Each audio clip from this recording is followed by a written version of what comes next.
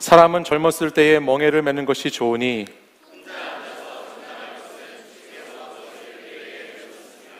그대의 입을 땅에 티끌에 댈지어다. 혹시 소망이 있을지로다. 이는 주께서 영원하도록 버리지 아니하실 것임이며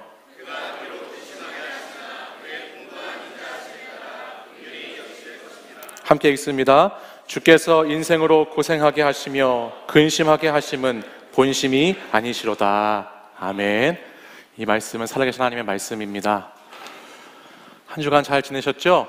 네, 지난주 저에게 카톡에 이런 카톡이 하나가 왔는데요. 여자들의 카톡 심리라는 제목의 글이었어요. 여자들이 카톡에다가 글을 쓰는데 오빠라고 쓰잖아요. 그래서 물결 표시를 길게 하는 것은 무슨 뜻인가?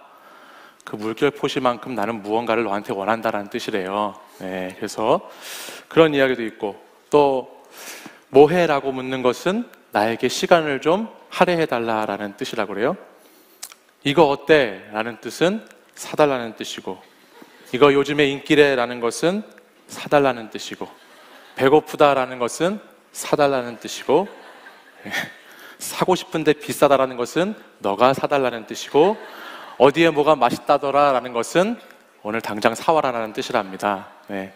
제가 이걸 보면서 참 저희 아내에게 미안했습니다. 그동안 제가 가장 많이 들었던 말 중에 하나가 저거 비싸지? 라는 말이었는데, 제가 그렇게 말할 때마다 진짜 비싸다, 저런 걸 파는 사람 문제다, 정말 비싸다, 저건 진짜 사면 절대 안 된다라고 얘기했는데 참 미안했습니다. 가끔 텔레비전을 보면 저 연예인을 보면서 저희 아내가 진짜 이쁘다, 와, 저 여자 연예인 진짜 이쁘다라고 말할 때가 있었어요. 근데 그 말의 뜻이 뭐였냐면 내가 더 이쁘다고 말해 라는 뜻이었다고 그러는데, 저는 그걸 며칠 전에 알았어요. 그래서 저 여자 연예인 진짜 이쁘다고 말하면 제가 그걸 같이 보면서 진짜 이쁘다 너무너무 이쁘다, 어떻게 저렇게 이쁠 수가 있지 하고 얘기를 했었는데 제 자신 너무 부끄러워지네요. 너무너무 부끄럽습니다. 자매들의 카톡이나 문자에 담긴 의미들을 우리 치유하는 교회 형제분들은 잘 파악하시기를 간절히 기도합니다. 우리가 이처럼 누군가의 그 마음의 그 뜻을 알고 의미를 헤아린다는 것이 사실 쉬운 것은 아니죠. 뭐 직접 말해주지도 않는데 그걸 어떻게 알 수 있겠어요. 사람은 다 저마다 자기의 렌즈를 가지고 타인과 세상을 바라보기 때문에 남에게 있는 그 마음을 이해하고 헤아린다는 것이 결코 쉬운 것은 아닙니다. 내가 외로워야 남의 외로움이 보이고요, 내가 아파봐야 남의 아픔이 보이고, 눈물을 흘려봐야 타인의 눈물이 느껴지게 된다는 것이죠. 오늘 우리가 함께 나눈 이 예레미야의 말씀은 바로 이 눈물의 렌즈를 가지고 자기와 타인과 세상을 바라보고 있는 눈물의 선지자라고 하는 예레미야가 기록한 하나님의 말씀이에요.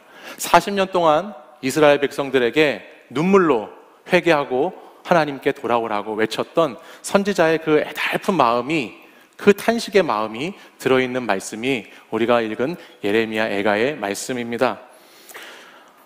1장 1절, 2장 1절, 4장 1절 계속해서 이 예레미야는 슬프다라는 단어를 사용하면서 자신이 얼마나 마음이 아픈지, 자기 민족의 소망이었던 예루살렘 성이 무너져 버리고 자기들이 정말로 하나님께 택함받은 사람이어서 너무너무 축복받았던 민족이었는데 그 사람들이 바벨론의 포로가 되어서 이방 나라에 끌려가게 되는 그런 모습을 보면서 슬프다라는 단어로 계속해서 말씀을 전달하고 있는 것을 보게 됩니다.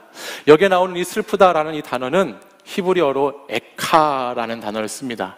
이 에카라는 뜻은 어찌할까, 이거 어떻게 하면 좋지? 라는 그런 탄식의 표현이에요.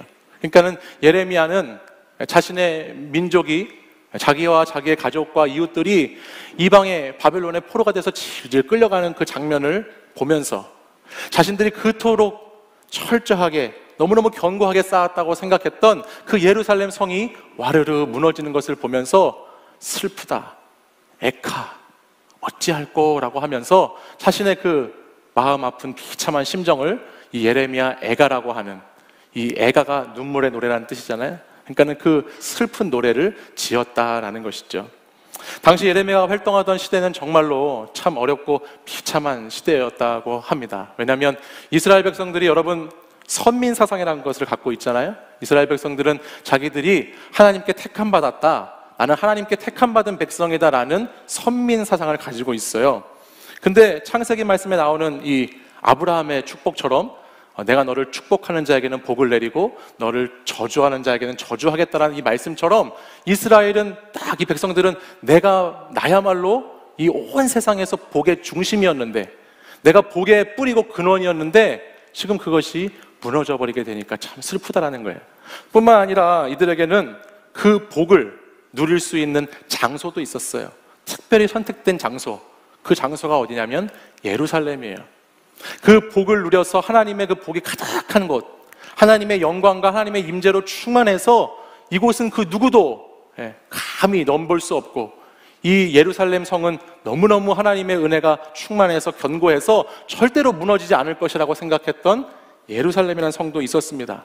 예루살렘에서 이 살렘이라고 하는 뜻이 평화라고 하는 뜻인데, 예루살렘, 평화의 도시라고 하는, 날마다 하나님이 보호해 주시고 하나님이 임재해 주셔서 평화롭고 아무 문제 없는 이 성이라고 하는 이 성이 지금 예루살렘인데 그것이 무너져 버리게 되는 상황 가운데 예레미야는 너무너무 가슴이 아파했다라는 것을 알 수 있습니다.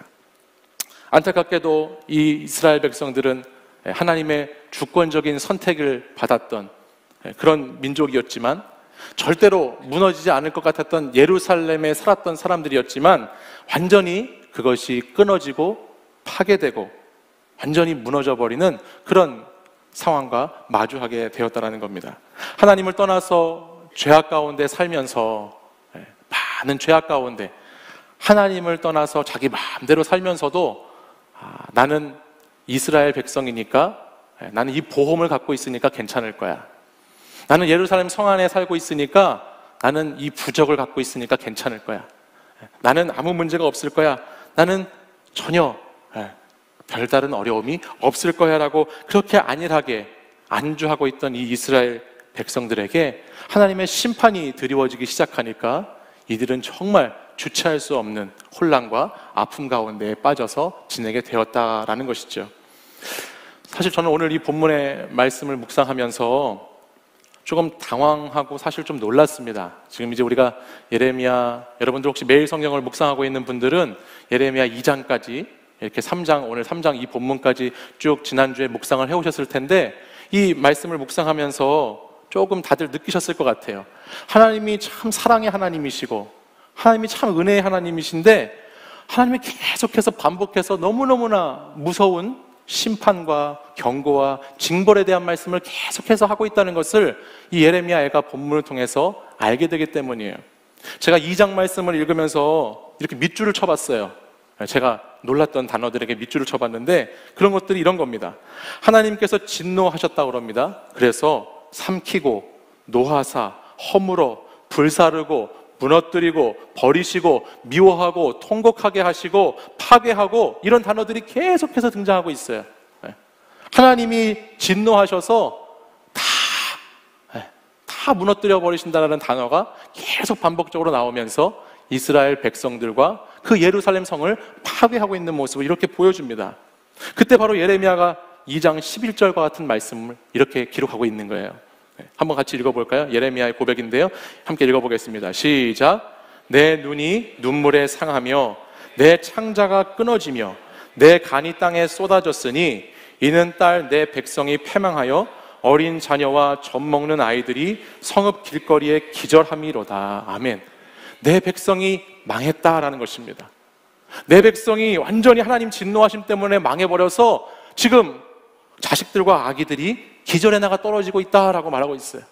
얼마나 그것이 고통스러운지, 지금 자신의 창자가 터져서 쏟아지는 것 같은 아픔을 느끼고 있다고, 내 창자가 바깥으로 튀어나와서 막 쏟아져 흘러가는 그런 아픔 가운데, 그런 미어지는 가슴 아픈 경험을 하고 있다라고 예레미야가 기록하고 있다는 거예요. 얼마나 하나님의 심판이 크고 무서운지 그렇게 말씀을 적고 있어요. 이어지는 3장에도 보면 계속해서 이런 하나님의 분노의 말씀이 등장합니다. 이렇게 기록되어 있습니다. 나를 치시고 쇠하게 하시고 뼈를 꺾으시고 빠져나가지 못하게 하시고 무겁게 하시고 죽임까지 너에게 하셨다라는 말씀이 계속해서 등장합니다. 3장 8절에는 이렇게 기록되어 있습니다. 우리 3장 8절도 읽어볼까요? 읽겠습니다. 시작. 내가 부르짖어 도움을 구하나 내 기도를 물리치시며. 무슨 말씀이에요? 내가 하나님 아버지 앞에서 살려달라고, 제발 좀 도와달라고 소리 높여서 구하고 부르짖어도 울부짖어도 하나님께서는 그 기도를 응답해 주셨나요? 아니요. 그 기도를 물리치고 계시다라는 거예요. 그 기도를 무시하신다는 거예요. 여러분, 이런 말씀 읽어보셨어요? 날마다 우리가 좋아하고 읽는 말씀은 구하라 그러면 너희에게 주실 것이고, 찾으라 그러면 찾아낼 것이고, 두드리라 그러면 열릴 것이다 라는 말씀만, 하나님만 그렇게 생각했지, 오늘 우리가 부르짖어 울부짖어 기도할 때에 그 기도를 물리치시는 하나님을 여러분 만나본 적이 있으시냐는 거예요. 제가 이 예레미야의 말씀을 가지고 우리 청년 리더들하고 나눔을 했거든요. 청년 리더 모임에서 나눔을 하는데 한 청년이 그러더라고요. 지난주로 돌아가고 싶다고. 지난주에까지는 우리가 나누었던, 묵상했던 사도행전 말씀은 참 좋았다는 거예요. 사도행전은 참 은혜가 있었는데 이 예레미야 애가 오니까 계속해서 두들겨 맞는 것 같다고, 나 사도행전으로 돌아갈래 이렇게 하면서 막 사도행전 가고 싶다고 막 그러더라고요. 사도행전에서는 여러분 환난과 시험과 고난이 닥쳐도 어떻게 됐어요? 하나님께서 동행하여 주심으로 말미암아 그것이 회복되고 새롭게 변화되고 거기에서 다시 좋아지고 잘 되는 역사가 일어나니까 그 말씀은 우리에게 참 은혜가 되고 편하게 다가왔지만, 근데 이 애가의 말씀은 1장을 읽어도 계속 맞고 2장을 읽어도 다 파괴되고 무너져버리고, 그런 말씀을 읽다 보니까 이게 참 묵상하고 적용하기가 어렵다라는 얘기를 저한테 했습니다. 그렇죠. 우리가 사실 좋은 말도 많이 들으면은 그게 귀에 거슬리게 되는데, 이렇게 계속해서 내가 너를 벌할 거야, 심판할 거야, 너 혼날 거야 라고 계속해서 잘못된 것을 지적하면 그 말씀을 잘 받아들이기는 여간 어려운 일이 아닙니다. 근데 여러분 꼭 기억하십시오. 한번 이런 거 한번 생각해 보세요. 여러분에게 있는 쓴소리, 귀에 거슬리는 말, 마음이 불편한 이야기도 잘 귀 기울여서 들어야 합니다. 특별히 청년의 때에 여러분들에게 하고 싶은 말은 신앙에 좋은 사람들의 말에 잘 귀를 기울여 들으십시오. 여러분이 듣기 편한 말, 기분 좋은 말, 위로의 말만 해주는 사람과 가까이 지내는 것보다는 예레미야와 같은 하나님의 목소리를 여러분에게 들려주는 사람에게 가까이 하시고 귀를 경청해 보십시오. 직구, 변화구, 강속구 다 여러분 그거 다 들어봐야 돼요. 어떠한 말이라도 내 기분 좋은 말만 듣는 것이 아니라 정말 나보다 더 열심히 말씀을 가까이 하는 사람, 나보다 더 열심히 기도하는 사람이 있으면 그 사람으로부터 오는 하나님의 음성에 귀 기울일 줄 알아야 한다는 것입니다. 좋은 말이 꼭 바른 말은 아닐 수 있습니다. 여러분이 듣고 싶어하는 그 말이 여러분이 들어야 하는 말은 아닐 수 있어요. 생각해 보세요. 여러분이 이런 좋은 영적인 멘토들을 만나시고 이런 영적인 말씀에 경청하시는 여러분들이 되시기 바랍니다. 아무튼 리더 모임에서 이 선지자 예레미야의 외침에 많은 리더들이, 청년들이 부담을 느끼고 묵상하기가 참 어렵다라고 제게 이야기를 했습니다. 근데 바로 그 순간에 옆에 있던 한 자매가 바로 그 순간 자기는 아니라고, 자기는 이 말씀을 읽는데 너무 좋았다고 상큼발랄하게 얘기를 하는 거예요. 그래서 우리가 놀랐죠? 아니 어떻게 이렇게 조금 이 본문이 그런 본문이 아닌데 저렇게 얘기할 수 있을까? 근데 그 자매가 이런 얘기를 했어요. 진정한 로맨스의 끝은 헤어짐이다. 무슨 말인지 그땐 잘 몰랐는데 그런 말을 하는 거예요. 그러면서 그게 나중에 그게 무슨 소리냐고 물어봤더니 이렇게 얘기하더라고요. 진정한 로맨스의 끝이 헤어짐. 그러니까 헤어지는 것까지 가면서 사랑을 하는 그 애절하고 뭔가 이렇게 막 이렇게 되는 그 쫄깃쫄깃한 것이 자기는 이 예레미야를 묵상하면서 느껴졌다는 거예요. 그래서 하나님이 이게 분명히 진노하시고 심판하시는 어떤 그런 메시지지만 자기는 그 안에서 정말 하나님이 사랑하셔가지고 그렇게 한다는 것, 하나님이 정말 아끼기 때문에 그렇게 지금 이렇게 말씀해 주시고 있다는 것을 느꼈다라고 얘기를 하더라고요. 맞습니다. 1장, 2장, 3장에 가서 오늘 본문에 와서 보면 그동안에는 하나님이 왜 이렇게 모질게 하실까? 왜 이렇게 하나님이 무너뜨리시고 파괴시키시고 멸하시고 이런 어려운 상황 가운데 우리를 몰아가실까라고 생각했겠지만 오늘 본문은 하나님의 마음이 정말 어떤 것인가라고 우리에게 다시금 말씀해주고 있어요. 그게 바로 예레미야가 3장 33절의 말씀이에요. 우리 같이 한번 읽어보겠습니다. 함께 읽습니다. 시작. 주께서 인생으로 고생하게 하시며 근심하게 하심은 본심이 아니시로다. 아멘. 이게 하나님의 본심이라는 거예요. 하나님께서는 우리 인생으로 고생하게 하시고 날마다 근심하면서 살아가게 하는 것이 하나님의 본심이 아니다라고 말씀하세요. 우리가 처음 여러분 제가 얘기하면서 여성분들, 자매분들의 카톡에 본심을 읽어야 된다고 그랬잖아요. 그러니까 하나님의 본심은 너 정말 그렇게 하면 무너뜨린다, 너 진짜 그렇게 하면 이 성전 진짜 다 허문다, 파괴한다, 버린다 라고 하는 이 메시지 안에 있는 하나님의 본심은 나는 절대로 너를 포기하지 않을 거야. 나는 절대로 너를 버리지 않을 거야. 끝까지 책임져 줄 거야. 끝까지 지켜줄 거야. 나는 너를 너무너무 사랑한다 라고 하는 하나님의 본심의 메시지가 이 안에 들어있다라는 것이죠. 우리 로마서 8장 35절 이하의 말씀을 저와 한 절씩 한번 읽어볼까요? 제가 먼저 읽겠습니다. 같이 한 절씩 읽는 거예요. 누가 우리를 그리스도의 사랑에서 끊으리요? 환난이나 곤고나 박해나 기근이나 적신이나 위험이나 칼이랴.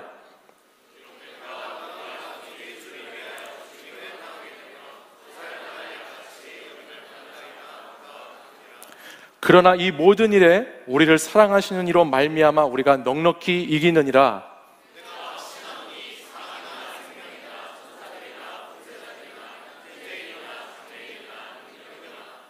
높음이나 깊음이나 다른 어떤 피조물이라도 함께 읽습니다. 우리를 우리 주 그리스도 예수 안에 있는 하나님의 사랑에서 끊을 수 없으리라. 아멘. 우리를 하나님의 사랑에서 끊을 수 없다. 우리를 그렇게 사랑하시는 그 하나님의 사랑에서 끊을 수 있는 것은 이 세상에 없다라고 말씀하고 계세요. 세상 그 어떤 것이라고 할지라도, 환난이 와더라도, 공고하더라도, 박해가 있고 기근이나 적신이나 위험이나 칼이나 그 어떠한 것이 오더라도, 사망이나 생명이나 천사들이나 권세자들이나 현재나 장래나 능력이나 높음이나 깊음이나 그 어떤 것이라고 하더라도 우리를 하나님의 사랑에서 끊을 수 없다라고 말씀합니다. 믿으십니까? 하나님의 사랑에서 끊을 수 없다. 한번 따라해 볼까요?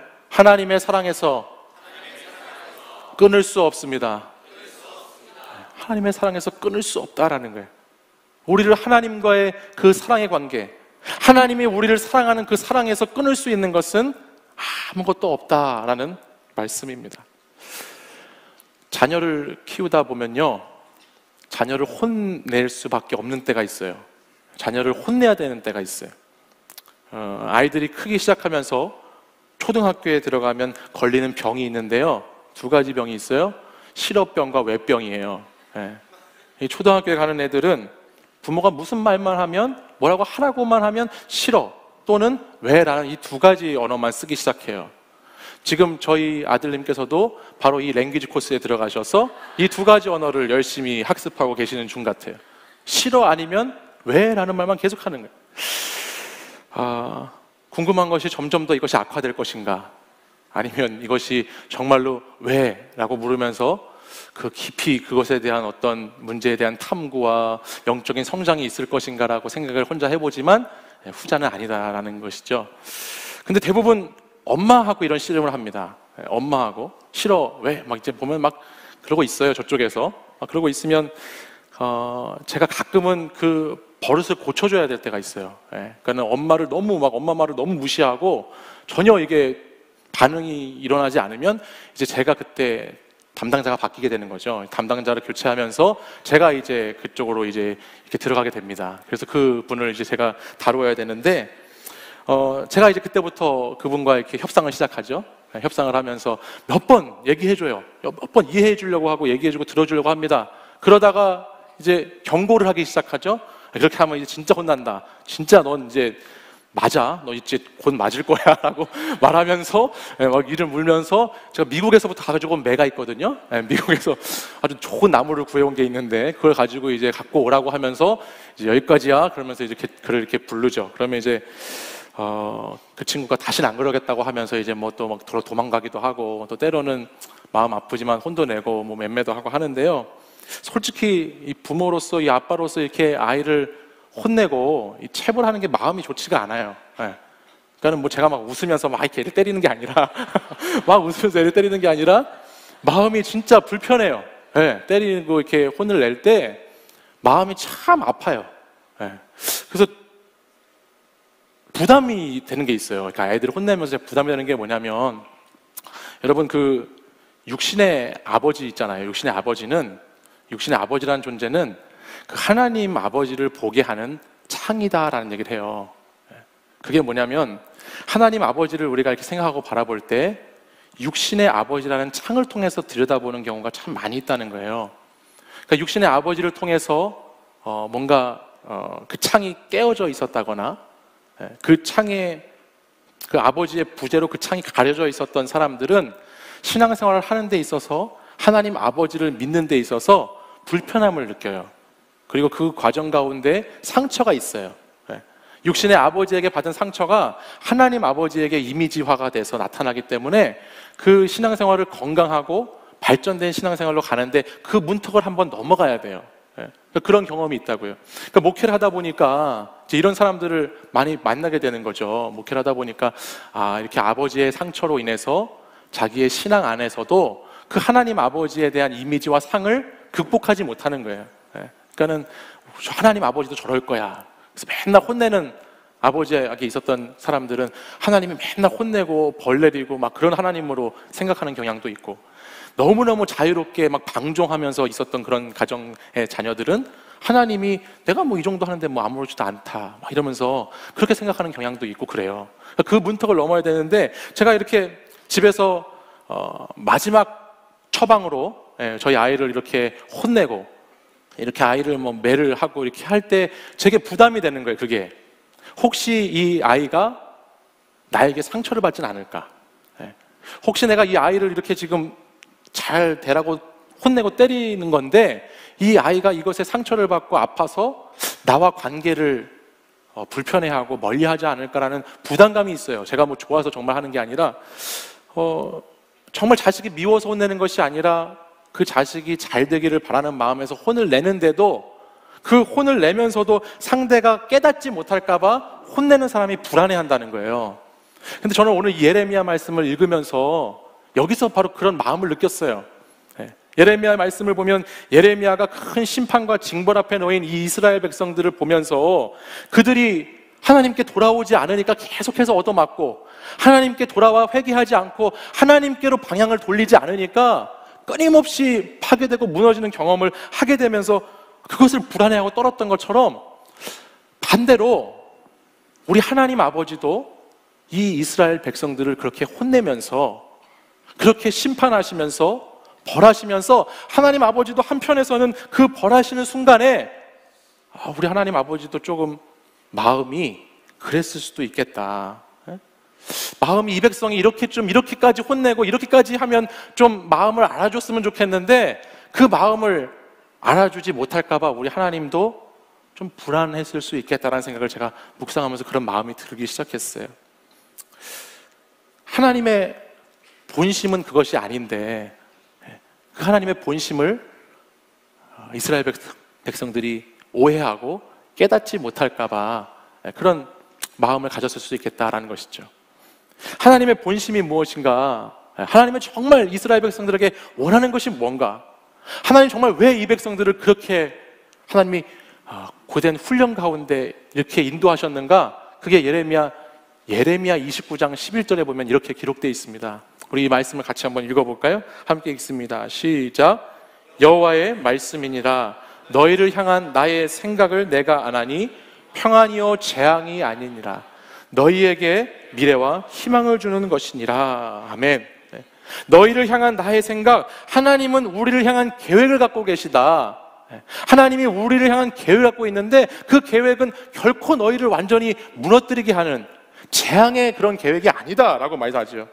너희를 위한 그 계획은 너희를 해치려는 것이 아니라 너희에게 정말 좋은 소망을 주고 너희에게 희망을 주고 너희를 번영하게 하고 너희를 잘되게 하고자 하는 내 그 깊은 뜻이 이 안에 들어있다라고 하나님이 말씀하고 계시다라는 거예요. 사랑하는 여러분, 오늘 저는 저와 여러분이 이 하나님의 이 메시지를 좀 들었으면 좋겠어요. 하나님이 우리를 얼마나 사랑하시는지,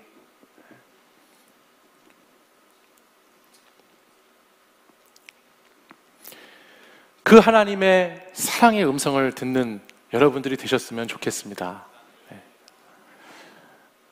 그 사랑의 절정이 뭔지 아세요?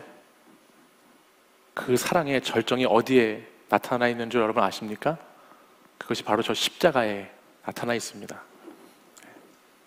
하나님이 저와 여러분을 얼마나 사랑하시는지 그 사랑의 정점 클라이막스에 저 십자가가 놓여 있어요.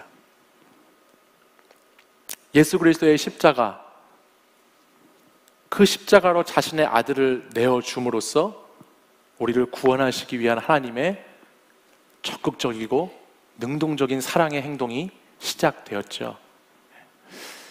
우리가 이 십자가를 묵상하는 사순절 기간을 보내고 있습니다. 그리고 다음 주는 25일 그 주간부터는 고난주간이 시작됩니다. 여러분, 이 기간에 좀, 이 기간만이라도 하나님의 본심이 드러나 있는 저 십자가를 좀 묵상해 보시지 않으시겠습니까? 하나님이 여러분을 얼마나 사랑하시는지 저 십자가를 한번 깊이 생각해 보셨으면 좋겠습니다. 죄로 가득한 이스라엘 백성들, 그 백성들이 버려져야 되고 그 백성들이 무참히 짓밟혀야 됨에도 불구하고 하나님은 자신이 사랑하시는 그 아들을 버리시고 아들을 짓밟는 것을 통해서, 그 아들을 밟고 나가는 것을 통해서 우리에게 기회를 주셨어요. 정말 죄악 가운데 빠져 살면서 하나님을 거역하여서 통곡하고 멸시당하고 쇠해져야 하는 사람들이 이스라엘 백성과 우리임에도 불구하고 하나님은 저 십자가를 통해서 예수 그리스도를 통곡하게 하시고 멸하시고 쇠하게 하시면서까지 오늘 저와 여러분을 사랑해 주셨다라는 것입니다. 눈물이 강물처럼 흘러내리고 시냇물처럼 흘러가고 눈물이 마르지 않는, 그래서 창자가 끊어지는 것 같은, 창자가 밖으로 떨어져 나가는 것 같은 그 고통의 눈물이 사실은 우리가 흘려야 될 눈물이지만 하나님은 저와 여러분을 너무너무 사랑하셔서 오늘 저 십자가의 저 아들을 못 박으시고 하나님 그분이 그렇게 울고 계시다라는 것을 기억하셨으면 좋겠습니다.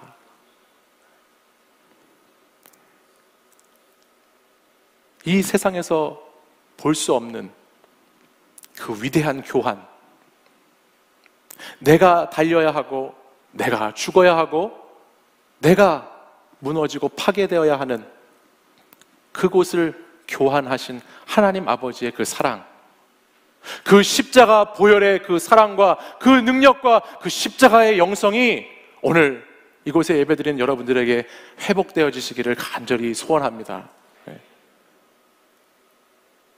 본심은요, 본심이라는 뜻 있잖아요. 제가 오늘 하나님의 본심 했는데, 본심은 처음부터 그대로 가지고 있는 마음이다라는 뜻이에요.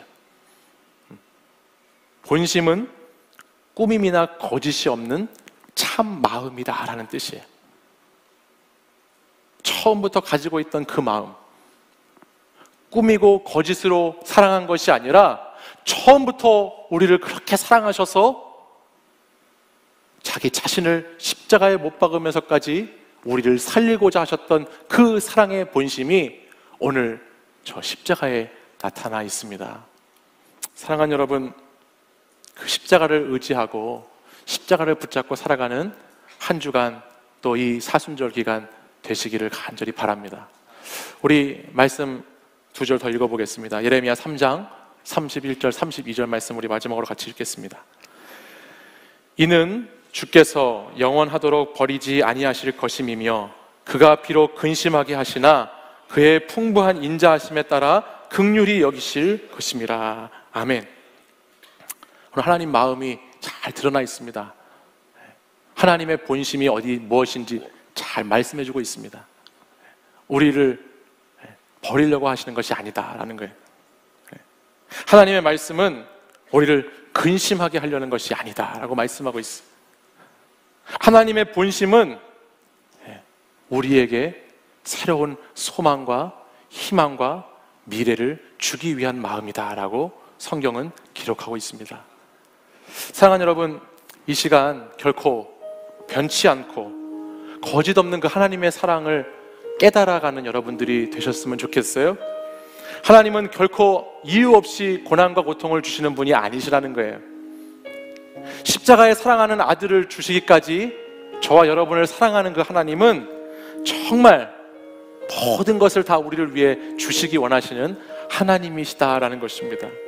너희를 향한 나의 생각을 내가 아나니 평안이요 재앙이 아니다. 너희에게 미래와 희망을 주겠다라고 오늘도 하나님은 말씀합니다. 이 다함 없는 하나님의 사랑, 이 신실하시고 놀라운 그 하나님의 사랑에 깊이 들어가는 그 영성을 가지고 하루하루를 살아가는 우리 청년 여러분들 되시기를 간절히 바랍니다. 우리 이 시간 자리에서 일어나셔서 우리 함께 찬양으로 고백하겠습니다.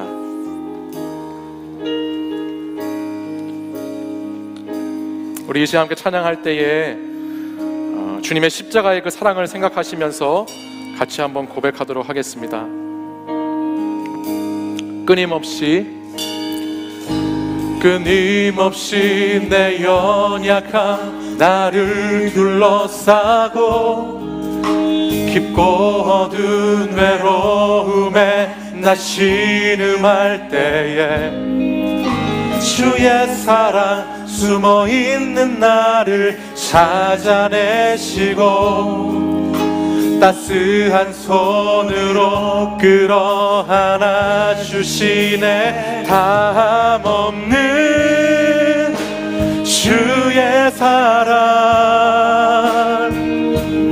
어제나 오늘이나 변함없네. 다함없는 주의 사랑 비교할 수 없는 크신 사랑. 다시 한번 고백하겠습니다. 끊임없이 내 연약함 나를 둘러싸고 깊고 어두운 외로움에 나 신음할 때에 주의 사랑 숨어있는 나를 찾아내시고 따스한 손으로 끊임없이 내 연약함 나를 둘러싸고 깊고 어두운 외로움에 나 신음할 때에 주의 사랑 숨어있는 나를 찾아내시고 따스한 손으로 끌어안아 다함없는 주의 사랑 어제나 오늘이나 변함없네. 다함없는 주의 사랑 비교할 수 없는 크신 다함없는 주의 사랑 다함없는 주의 사랑 어제나 오늘이나 변함없네.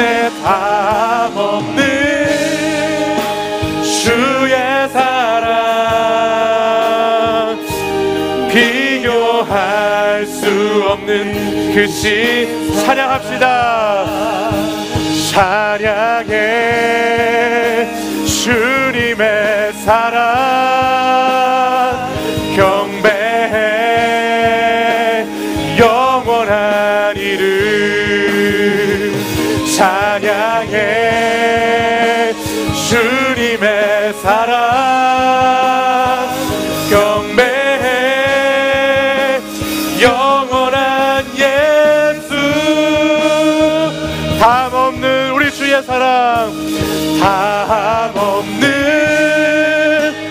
주의 사랑 어제나 오늘이나 변함없네 다함없는 주의 사랑 비교할 수 없는 우리 이 시간 두 손 들고 고백하겠습니다. 다함없는 주의 사랑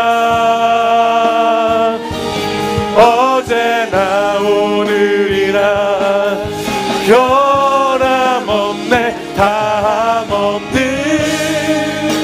주의 사랑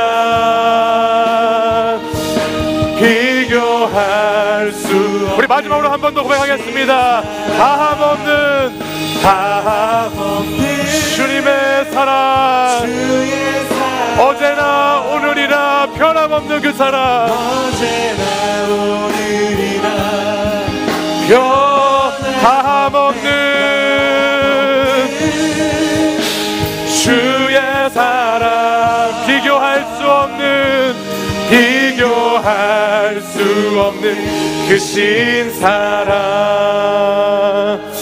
사랑하는 여러분, 이 시간 가슴에 한번 같이 손을 올리고 기도하기 원합니다. 여러분 가슴에 한번 손을 올려 보실까요?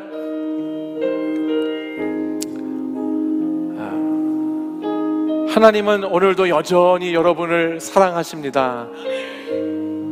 어제나 오늘이나 변함없이 다함없이 그렇게 여러분을 사랑하신다라고 말씀하십니다. 내가 너를 너무너무 사랑해서 저 십자가에 내 아들을 죽이기까지 너를 사랑했다라고 말씀하십니다.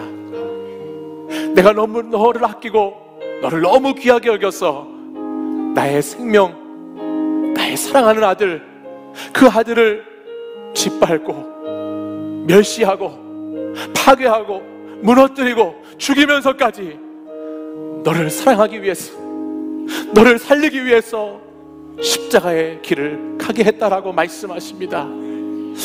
사랑하는 여러분, 이 사순절의 기간을 보내며 예수 그리스도를 깊이 생각하기 원합니다. 이 사순절 기간을 보내며 하나님께서 우리에게 주신 은혜의 선물인 저 예수 그리스도의 십자가의 보혈을 깊이 묵상하기 원합니다. 오늘 저와 여러분의 삶의 자리마다 흘러가야 할, 그리고 그 잔에서 차고 넘쳐야 할 그 예수 그리스도의 보혈을 깊이 생각하시기 원합니다. 주님은 오늘도 저와 여러분에게 말씀하셨습니다. 나의 본심은, 내가 정말로 원하는 것은 내가 너를 이렇게 사랑한다는 것을 너도 깨달아 알기 원합니다 라고 말씀하십니다. 사랑하는 여러분, 오늘도 하나님은 우리를 향한 계획을 가지고, 우리를 향한 뜻을 가지고 재앙을 주시고 고통을 주시고 환난을 주시고자 하는 것이 아니라 우리 삶에 저 십자가로 말미암아 참된 평강을 얻고 참된 미래를 얻고 소망과 희망 가운데 살아가기를 원하시는 하나님이신 줄 믿습니다. 오늘도 우리에게 사랑한다, 사랑한다, 내가 너를 사랑한다라고 말씀하시는 그 하나님 앞에, 하나님, 저도 오늘 이 시간 그 하나님을 사랑하기 원합니다. 그 하나님의 사랑을 깨달아 알기 원합니다. 그 하나님의 십자가를 다시 내 가슴에 새기기 원합니다. 주님 사랑합니다라고 고백하며 나아가는 청년들이 되기를 소원합니다. 이 시간 우리 주여 3번 부르짖고 주님 사랑합니다 고백하며 기도하겠습니다. 주여, 주여, 주여.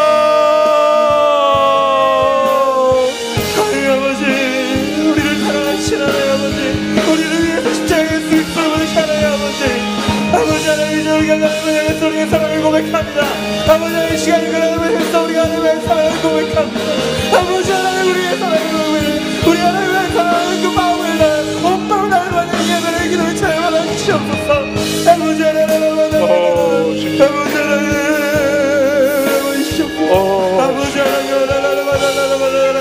아버지 하나님, 아버지 하나님, 아버지 우리의 온 마음과 아버지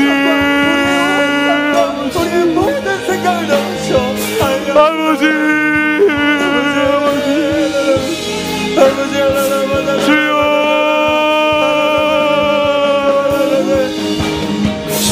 주여 아버지 아버지 아버지 하나님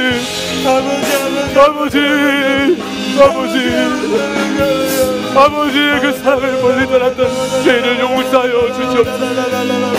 하나님의 사랑을 멀리 떠나 아버지 하나님 죄악 가운데 살았던 아버지 불쌍한 죄를 용서하여 주옵소서. 주님은 나를 받아 나를 사랑한다고 말씀하셨는데 그 사랑을 깨닫지 못하고 그 사랑을 거부하고